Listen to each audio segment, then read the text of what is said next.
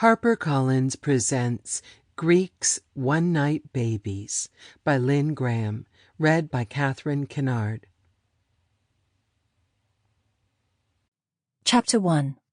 The Greek tech tycoon Nick Diamandis was deep in thought as he steered the SUV through what was increasingly looking like a blizzard. En route to his Yorkshire hideaway, he was only vaguely grateful that he was close to his destination. He was preoccupied with the infinitely more distressing family revelations that had been contained in the personal letter the executor had given him after his father's death. Revelations that had plunged him into a devil's quandary. In short, his father, Argus, had had an affair with his mother's closest friend, Rhea, and the young woman who was Nick's closest friend was actually his half-sister. 6 months ago, that truth might not have tasted quite so toxic. Indeed, Nick could have happily embraced it because he had always been fond of Angeliki Boris, his childhood playmate, his adolescent wing woman. But then something had changed, for her, at least, if not for him. A month ago, Angeliki had got into his bed when he was half asleep and had made a pass at him. Awakening, he had rejected her in shock at her approach, and, well, it had pretty much wrecked their friendship because he had not seen her since, and she wouldn't take his calls. Telling Angeliki now that he was her brother would obviously only increase the fallout from that damaging incident. As for his mother, how could he possibly tell her such news when she was still so close and reliant on Angeliki's mother for emotional support? Hadn't Bianca Diamandis already suffered enough throughout her marriage to a monster? Nick's father, Argus, deserved no other label. He had repeatedly cheated on Nick's mother and humiliated her. He had also lied and conned his way through the business world, destroying those he disliked, bribing others, blackmailing the vulnerable. Argus had never been a father a son could respect and aspire to copy. He had been an abusive bully, securing his status through fear and intimidation. And Nick had always loathed him. In fact, the only person likely to receive the news that Angeliki was a secret Diamandis, without regret or prejudice, was Nick's half-brother Jace. Why?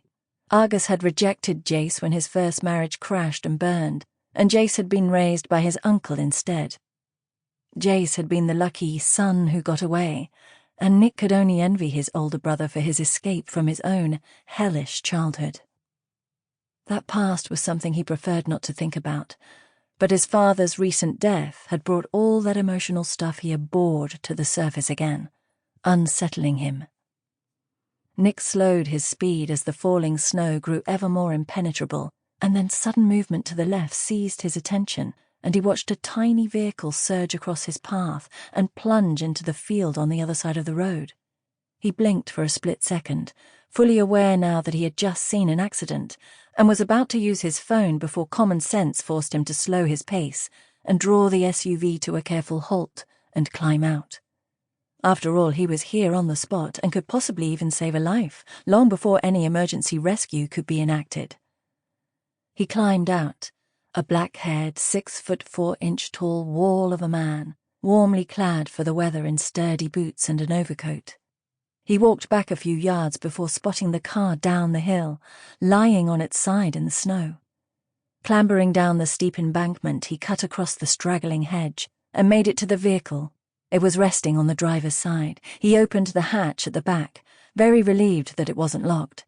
He yanked out the pink suitcase in his way and heard a woman's gasping sob. "You're going to be all right. I'm planning to get you free. Are you hurt?" he asked, for it might not be safe for him to try and move her. He heard her suck in air as though she was trying to get a grip on herself. "Just bruised and shocked, I think. The car wouldn't stop, it just kept on going down the hill and then it speeded up." "Doesn't matter. Do you want me to try and get you out, or do you want me to call the emergency services and wait for them?" Nick asked. "Oh, no, please just get me out if you can," she begged. "Can you release your seatbelt?" "No, it's too far above me, I can't reach it," she framed shakily. "Stay calm, we'll get you out," Nick swore, shedding his heavy coat as he tried to lever himself into what was surely... Sample complete. Ready to continue?